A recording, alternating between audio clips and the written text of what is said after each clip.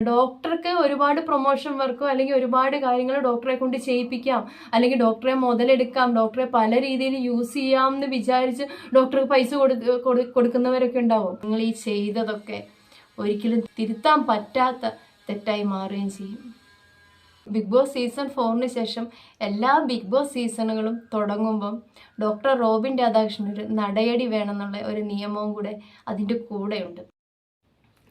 Hi hello, season 8 തുടങ്ങി.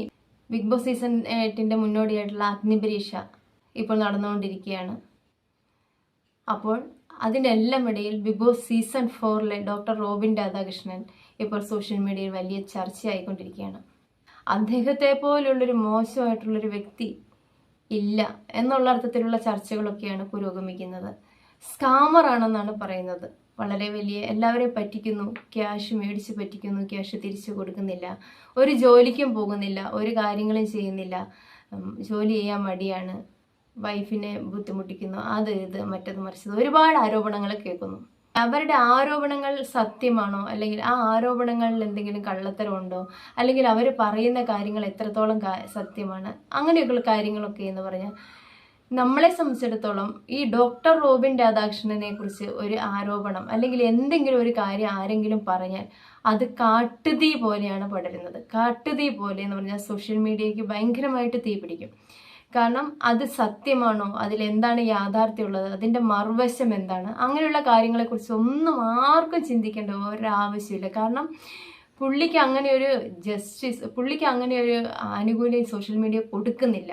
ഒരു കാര്യം വന്നാൽ അത് കേട്ട പാതി കേൾക്കാതെ പാതി ഓരോരുത്തർ വന്നിരുന്ന അവനവൻ്റെ അസംഷൻ സത്യം എന്നുള്ള രീതിയിൽ അങ്ങ് പറയുകയാണ്.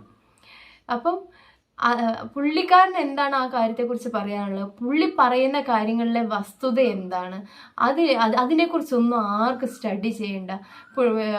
ഒരു ആരോപണം വന്നാൽ അതിന് പുള്ളിയുടെ മറുപടി എന്താണ്, അല്ലെങ്കിൽ അതെന്താണ് അങ്ങനെ സംഭവിച്ചത്, അതിൻ്റെ കാരണം എന്താണ്, പുള്ളിയുടെ ഭാഗത്ത് എന്തെങ്കിലും ന്യായം, ഇനിയിപ്പോൾ ന്യായം ഉണ്ടെങ്കിൽ തന്നെ അതാർക്കും അറിയണ്ട, കേൾക്കണ്ട, ഒന്നും ചെയ്യണ്ട. അതെന്താണ് കാരണം എന്താണെന്ന് വെച്ചാൽ ഇപ്പം ഡോക്ടർ കടം വാങ്ങിയില്ലെന്ന് ഡോക്ടർ പറഞ്ഞിട്ടില്ല. ഡോക്ടർ കടം വാങ്ങിയെന്ന് കുറേ സാമ്പത്തിക ബുദ്ധിമുട്ടുണ്ടായിട്ടുണ്ട്, കടം വാങ്ങിയെന്ന് പറഞ്ഞിട്ടുണ്ട്, കടം വാങ്ങേണ്ടി വന്നിട്ടുണ്ട്. ഓക്കെ, അത് തിരിച്ചും കൊടുത്തിട്ടുണ്ടെന്ന് പുള്ളി പറയുകയാണ്. അതുകൂടാതെ പുള്ളിക്കാരന് വേറെ എന്തെങ്കിലും ആരോപണങ്ങളുണ്ടെങ്കിൽ പോലീസ് സ്റ്റേഷനിൽ പുള്ളി പരാതി കൊടുത്തു. ആർക്കെങ്കിലും പരാതി ഉണ്ടെങ്കിൽ സ്റ്റേഷനിൽ വെച്ച് നമുക്ക് സംസാരിക്കാമെന്ന് പറഞ്ഞു. പക്ഷേ ഈ പറയുന്ന ആളുകൾക്ക് ഈ പ്രശ്നം തീർക്കാനോ പോലീസ് സ്റ്റേഷനിൽ വെച്ച് സംസാരിക്കാനോ അല്ലെങ്കിൽ ആ കാര്യങ്ങൾക്കൊന്നും അല്ല താല്പര്യം. സോഷ്യൽ മീഡിയയിൽ ഈ കാര്യം വലിയ ചർച്ചയാവണം. അതായത് ഈ സോഷ്യൽ മീഡിയയിൽ ഇവർ പറയുന്ന വേർഷൻ മാത്രമായിരിക്കണം സ്പ്രെഡ് ആവുന്നത്.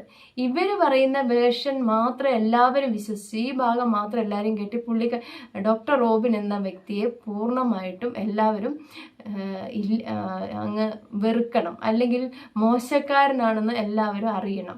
അങ്ങനെയൊക്കെയുള്ള എന്തൊക്കെയോ ഉള്ളൊരു ഭാഷയുടെ പുറത്ത് കാണിക്കുന്ന കാര്യങ്ങൾ പോലെയാണ് എനിക്ക് ഇത് കണ്ടപ്പോൾ തോന്നിയത്. കാരണം വേദലക്ഷ്മിയും വേദലക്ഷ്മിയുടെ ഫ്രണ്ടൊക്കെ പൈസ കടം കൊടുത്തിട്ട് ഇവരൊക്കെ ഫ്രണ്ട്സ് ആയിരുന്ന സമയത്ത് എന്തെങ്കിലുമൊക്കെ ആവശ്യങ്ങൾക്ക് തിരിമറിയൊക്കെ നടത്തിയിട്ടുണ്ടാവാം. ഓക്കെ, പുള്ളിക്കാരൻ ആ ക്യാഷ് തിരിച്ചു കൊടുത്തതിൻ്റെ രേഖ, ബാങ്ക് സ്റ്റേറ്റ്മെൻ്റ് അടക്കം പുറത്ത് വിട്ടിട്ടും അതൊക്കെ എത്ര പേര് സ്റ്റഡി ചെയ്തു? ആർക്കും അതൊന്നും സ്റ്റഡി ചെയ്യേണ്ട. ഇനി അതിലൊക്കെ യാഥാർത്ഥ്യമുണ്ട്, അതൊക്കെ കൃത്യമാണെന്ന് തോന്നിയാൽ പോലും ആരും അത് പ്രേക്ഷകരിലേക്ക് എത്തിക്കുന്നില്ല. പുള്ളിക്കാരൻ്റെ ഭാഗത്തുനിന്ന് വരുന്ന ഒരു കാര്യങ്ങൾ പോലും ആർക്കും പ്രേക്ഷകരിലേക്ക് എത്തിക്കേണ്ട. അത് പണ്ട് മുതലേ ഉള്ള കാര്യമാണ്. ഡോക്ടർ റോബിൻ രാധാകൃഷ്ണനെ കുറിച്ച് ആരെങ്കിലും എവിടെയെങ്കിലും ഒന്ന് മൂളിയാൽ മതി, എന്തെങ്കിലും ഒരു ആരോപണം പറഞ്ഞാൽ മതി, അത് കാട്ടുതീ പോലെയാണ് പടരുന്നത്.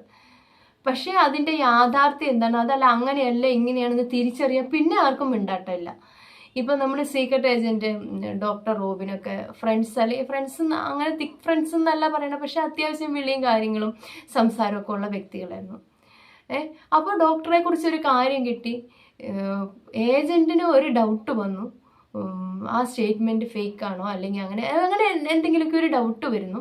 പുള്ളിക്കാരൻ വന്നിരുന്ന് പുള്ളിയുടെ അറിവാണ് അതിൻ്റെ അവസാന വാക്ക്, പുള്ളിക്ക് അറിയാവുന്ന കാര്യത്തിൽ കൂടുതലായിട്ട് ആ കാര്യത്തിൽ ഒരു കാര്യമില്ല എന്നുള്ള രീതിയിൽ പുള്ളി അങ്ങ് സംസാരിക്കുകയാണ്.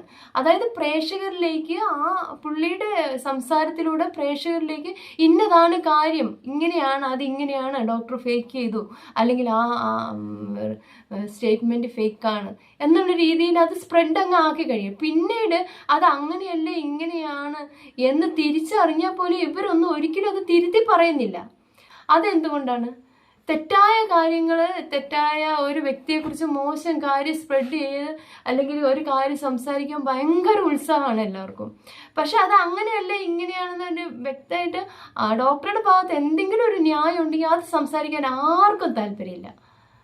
വേദലക്ഷ്മിയൊക്കെ പറയുന്നതെന്ന് പറഞ്ഞാൽ ഈ ഡോക്ടർ പുള്ളിക്കാരന് എന്താണ് പണി, എന്താണ് ജോലി, എന്തെങ്കിലും ഉണ്ടോ, ബിസിനസ് ഉണ്ടോ, ജോലി ഉണ്ടോ, ആനയുണ്ടോ ചേനയുണ്ടോ എന്നാണ്.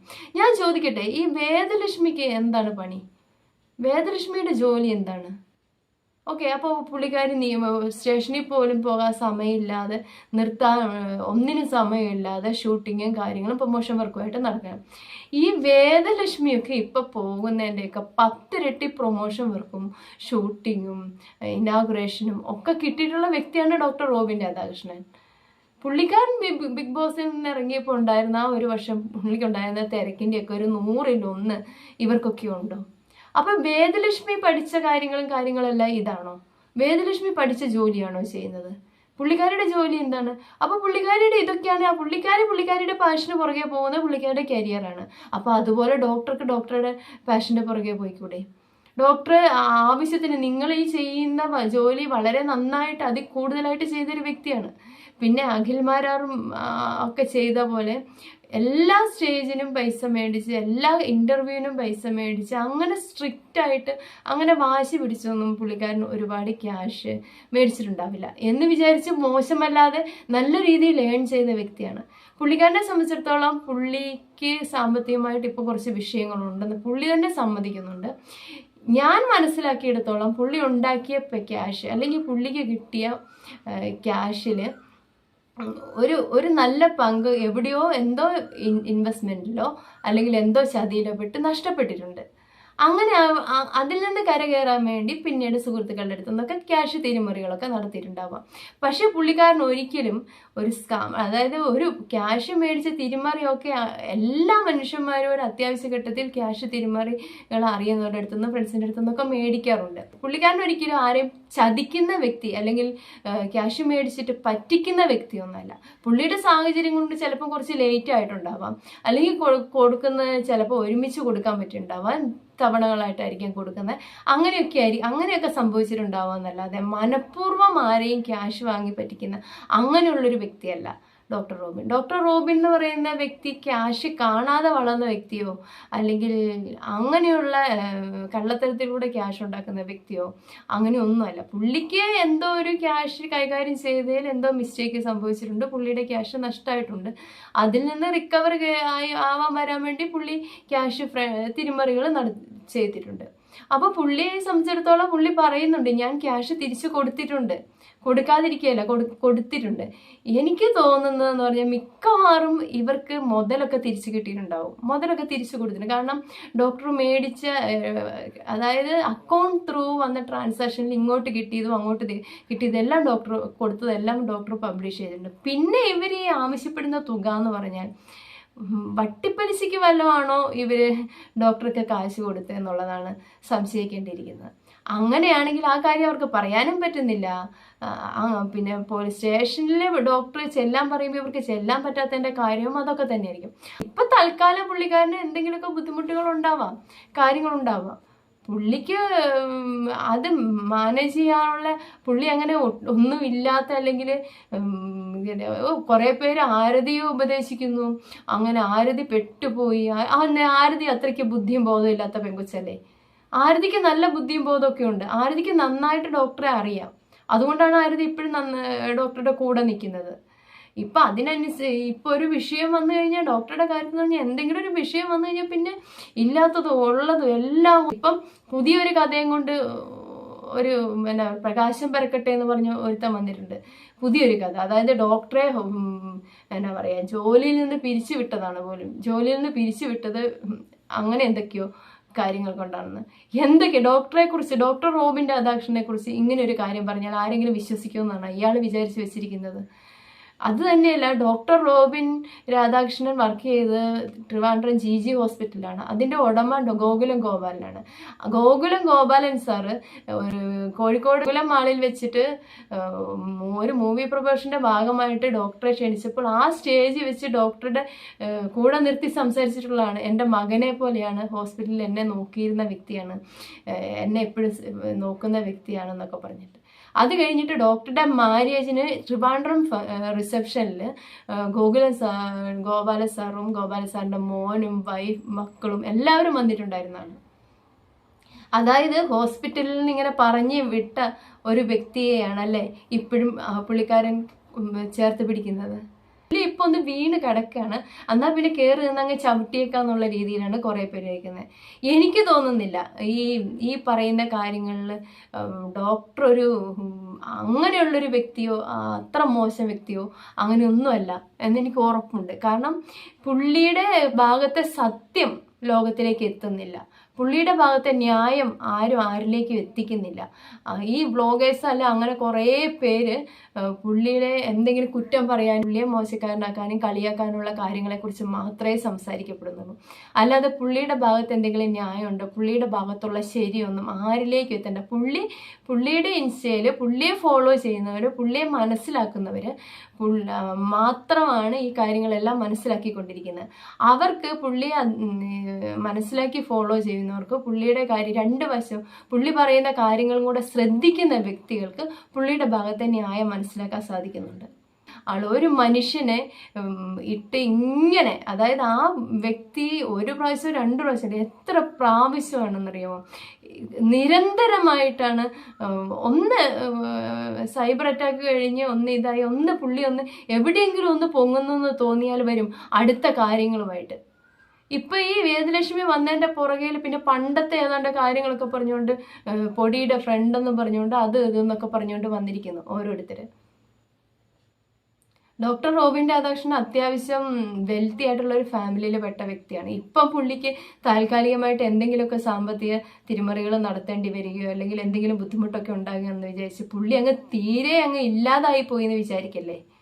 പുള്ളി അത്ര മോശം അല്ലെങ്കിൽ ഈ കാര്യങ്ങളൊന്നും മാനേജ് ചെയ്യാൻ പറ്റാത്ത അവസ്ഥയിലുള്ള വ്യക്തിയൊന്നുമല്ല. പുള്ളിക്ക് സ്വന്തമായിട്ടൊരു കരിയർ കയ്യിലുണ്ട്, ഏത് നിമിഷം വേണമെങ്കിലും അത് പൊടിതട്ടി എടുക്കാവുന്നതേ ഉള്ളൂ.